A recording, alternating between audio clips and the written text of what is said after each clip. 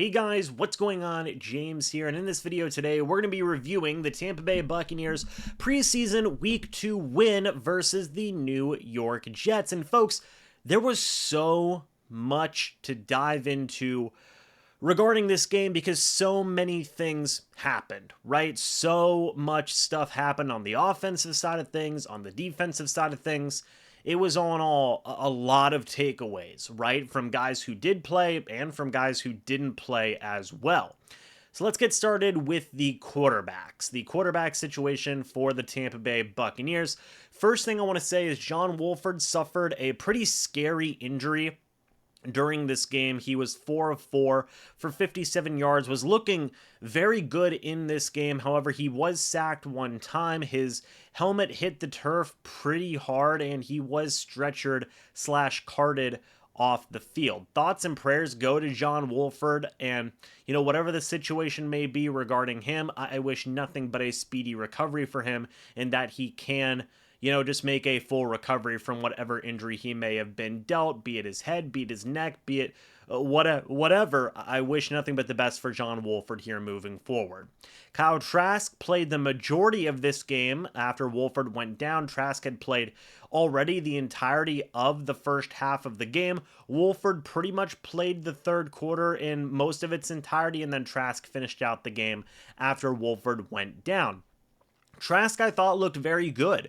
20 of 28, 218 passing yards, 1 touchdown, no interceptions, sacked twice on the day. I thought Trask looked very good. A couple of wide receivers did have some drops, which, was not Trask's fault. He did make a couple of good passes to those guys. They just couldn't bring those passes in for completions and whatnot. So that is where a couple of those completions come from. But still, even taking those drops aside, Trask had a pretty good stat line. Granted, this was against a lot of backups, and obviously at the end of the game, a lot of, 4th, 5th, 6th string type of players. But still, it was good to see Trask go out there and put together, I would say, the best game Kyle Trask has ever had as a Tampa Bay Buccaneer, regardless of regular season, preseason, whatever it may be.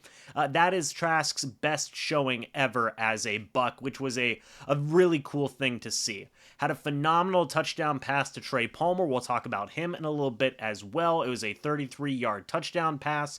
Just Trask looked good. Looked like he showed poise in the pocket, even when he was getting pressured, I guess I should say. Trask stood tall in the pocket and was still able to deliver some pretty tough passes while he was getting hit. I thought Trask overall did a really, really good job in this game, and I think a lot of people would agree with that. However, the biggest takeaway, was one that Kyle Trask played really well, but also we saw no Baker Mayfield in this game. And I had tweeted about this on Pewter Report's Twitter. That is this an indication that Baker Mayfield is going to be this team's starting quarterback? He got no playing time in this game. Does that showcase that, yeah, this is pretty much Baker's job at this point? I don't know. Let me know. I would love to hear your guys' thoughts and opinions about this. To me, I think that this very clearly signals that Baker Mayfield will be this team's starting quarterback in week number 1. May even make a separate video about that, but what do you guys think? Let me know your thoughts and opinions. Would love to hear them. Aside from that, though, quarterback room I thought was really good. Very impressive in this game, especially Kyle Trask. I came away very, very impressed. The running game was pretty lackluster. They finished with 32 carries for 72 yards, the longest run of the day being 26 yards by Sean Tucker. However, you take away that 26-yard run, it was not great, folks.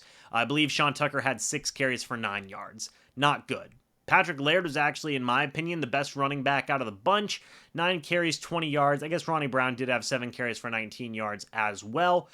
But all in all, not a lot going here in the running game. Kyle Trask also had 4 carries for 7 yards. Juked a defender right out of his shoes. That was an incredible thing to see. Definitely going to have to find a highlight of that and post it here at some point on the channel because that was a very sick play. Was very happy to see that. Keyshawn Vaughn, 4 carries, -8 yards. Not good. In fact, I would go as far as to say is Keyshawn Vaughn in danger of not making this team? I think that that's a pretty fair thing to say. He has not looked great. We didn't see any of Chase Edmonds as well. Makes me think that they view, Edmonds very highly. Vaughn didn't get a lot going on the ground either. just kind of something to keep an eye on. In the receiving game, Raheem Jarrett, 3 catches, 84 yards on 3 targets. This dude's fighting for a roster spot, and he just made a big splash. I mean, he looked great. He really did. It was a shame we didn't get to see him in preseason week 1. Then he came in and absolutely lit the world on fire in preseason week 2. I like Raheem Jarrett. I know a lot of other people like Raheem Jarrett as well in the Buccaneers fan base. In my opinion, I wouldn't hate to see this guy be a wide receiver 5 or 6. Maybe he will crack a roster spot. We'll have to wait and see. He had a great showing in this game. Trey Palmer, 1 catch, 33 yards and a touchdown. It was a phenomenal, just acrobatic, ball tipped up in the air type of touchdown. Trey Palmer now has 2 touchdowns in 2 games for the Bucs. I think he's going to be a special wide receiver, just continues to showcase what he can do. After that, you didn't see a lot from the other receivers, like Tay Barber, 1 catch. It was for 26 yards. Kay Warner, 1 catch, 19 yards. Aside from that, Ryan Miller had a 15-yard catch. Devin Tompkins didn't do too much in this game, nor did guys like Kalen Geiger. Like, it just really wasn't a lot going. A lot of different guys catching a pass here or a pass there. Raheem Jarrett really set himself apart, whereas the rest of the bunch didn't do a lot to really make a name for themselves, which I think more so solidifies the case for Raheem Jarrett to make a name for himself and potentially make this roster. Kyle Trask did have a fumble. It was recovered by Cade Otton. David Moore had a fumble. He recovered his own fumble. It was a really weird, like, botched punt type of play. Never mind it. Isn't necessarily a big deal. You then also had a couple of guys getting some forced fumbles later on in the game. It won't tell me who forced the fumbles, but I do know that, who was it? Somebody had forced 1 fumble that Anthony Nelson had recovered. Somebody forced another fumble that Anthony Chesley had recovered. I believe J.J. Russell forced the one that Anthony Nelson had gotten, and then I do not remember the player who had forced the other one. I know it was a linebacker, forgive me, cannot remember the guy's name. I think it was Charles Snowden, actually. So Charles Snowden and J.J. Russell both had forced fumbles that were recovered by Anthony Nelson and Anthony Chesley. So there you go. The Anthonys are getting some fumble recoveries. You always like to see that. In terms of the defensive side of things, Ulysses Gilbert led the way with 8 total tackles on the night. D. Delaney had 7 and a pass deflection and an interception. D. Delaney went crazy in this game, man. Like, I think that D. Delaney's a very good veteran cornerback for this team. Doesn't necessarily seem like he's competing for the starting nickel job. Maybe he will end up being that guy. Who knows? But at the very least, I think you could have that guy as the cornerback 4 and overall feel okay with him as your cornerback 4. He's showcased some good ability as a backup defensive back. All in all, he's versatile, can play inside, outside, safety if you need him to. D. Delaney's just a good dude to have on your team, and he put up some good stats tonight. Would have had a second interception, but it was wiped out by a penalty, unfortunately. Again, D. Delaney was one of the biggest, good things to see coming away from this game. Keenan Isaac had 5 tackles and a pass deflection. KJ Britt, 5 tackles and a pass deflection. Was very happy to see him and what he could do. Anthony Nelson, did have that fumble recovery, did have a tackle for loss, but also, I think it was a Zach Wilson, 36-yard scramble, something like that.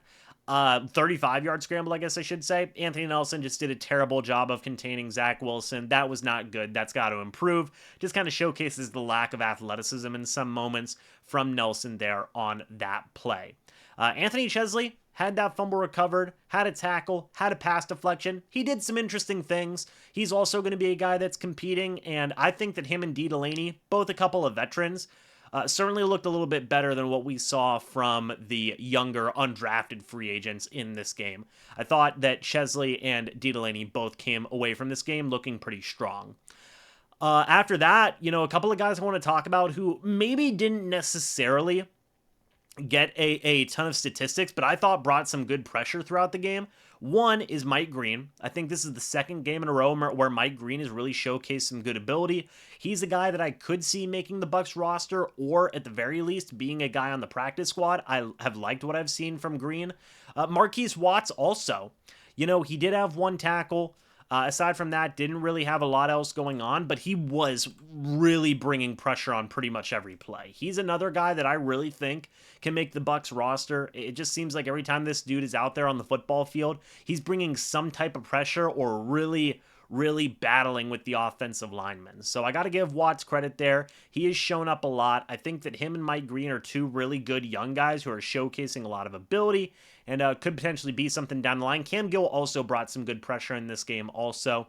He's another guy that I think is possibly going to make this roster, or at the very least be a guy who, it can maybe be a practice squad guy somewhere down the line. I kind of want to end this off by talking about special teams. Jake Camarda had 4 punts, 1 touchback, 1 in the 20, long of 61, but he did have a really bad shank of a 28-yard punt, which was not good. Very rare misstep for Jake Camarda. Not something that I'm necessarily worried about. I think Camarda is going to be fine. The kicking situation is interesting, right? Chase McLaughlin made his 1 field goal, made his 1 extra point. Rodrigo Blankenship was 1 of 3 and didn't kick any extra points. And one, I'm not really going to fault on Blankenship too much. It was a 55-yard attempt. That would be tough for probably 90% of the kickers in the league to make. However, he would later miss, I believe it was like a 35 or 40-yarder, something along those lines. That's not good. Hit the upright, didn't go in. Not good. I'm not going to say that this kicking battle is 100% set in stone and finished and done with, but if you had to make me bet and guess right now who this Tampa Bay Buccaneers kicker would be, I'd probably say Chase McLaughlin. Blankenship has some good ability, certainly has good leg. That 55-yard field goal was wide right, but it had the distance. Just not accurate enough in some situations. The 55-yarder he missed on, again, missed on like a 35, 40-yarder. McLaughlin's made all of his kicks so far. I could see Blankenship maybe being a guy on the practice squad possibly, but McLaughlin seems like he's probably going to be this team's kicker moving forward. It just seems like he's been making more kicks, whereas, unfortunately, Blankenship has not. And I know a lot of people like Blankenship, but it was poor showing for Blankenship today, and McLaughlin didn't miss his kicks, man. Just point blank simple as that. So we'll see, man. There was some interesting takeaways from here. The biggest takeaway for me was Mayfield not playing in this game. That was the biggest takeaway. I thought that fully it was going to be Kyle Trask, then Baker Mayfield, then John Wolford at the end. No, it was just Kyle Trask, John Wolford, then unfortunately back to Kyle Trask after Wolford got hurt. That's going to be an interesting situation as well. Are the Bucs going to add another quarterback? Maybe somebody from what they had in rookie minicamp. Maybe somebody from the free agent market, like a Bryce Perkins, who was with the Rams formerly, who might know the offense. We'll see. Obviously thoughts and prayers go up to John Wolford, but folks, the biggest takeaway for me is that Baker Mayfield's this team's starting quarterback. We're going to have to wait and see what happens with that. May make an entirely separate video talking about that tomorrow, but it would not surprise me if very soon, Baker Mayfield is announced as this team's starting quarterback and, something is done here regarding some type of decision. It's pretty telling that Kyle Trask played the entire first half, then Wolford came in, and we saw no Baker Mayfield at all. Like, pretty darn telling. Even after Wolford went out, you could have said, like, okay, let's get Baker Mayfield out there, but they still went with Trask. And look, Trask looked great in this game. Maybe by Trask playing this good, you've made that decision a little bit harder for the Bucs, but I don't know. Maybe their mind has already been made up. We're just going to have to wait and see.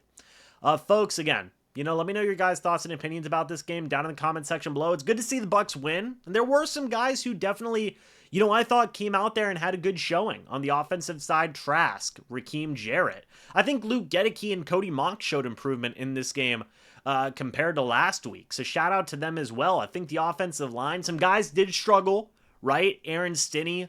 I think Brandon Walton struggled a lot in this game as well. Nick Leverett struggled a lot in this game also. Those are 3 guys that I think really did struggle in this game, especially Nick Leverett. Didn't look good in this game. I believe Gedeke gave up 1 pressure, but aside from that, I think him and Cody Mock looked good. But Leverett, Stinney, and Walton looked pretty, bad in this game overall. But you still have some other guys who showed some improvement, I think. Again, Gedeke and Mock, I think, showed some good things. I think John Mulshawn had a good game, personally. Don't think he did anything super bad.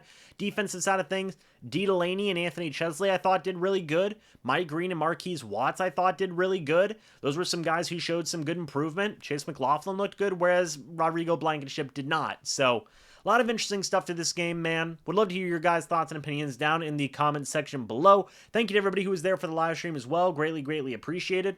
Folks, we'll see you all in the next video or the next live stream. But until then, and as always, guys, goodbye for now. See you soon, and go Bucs.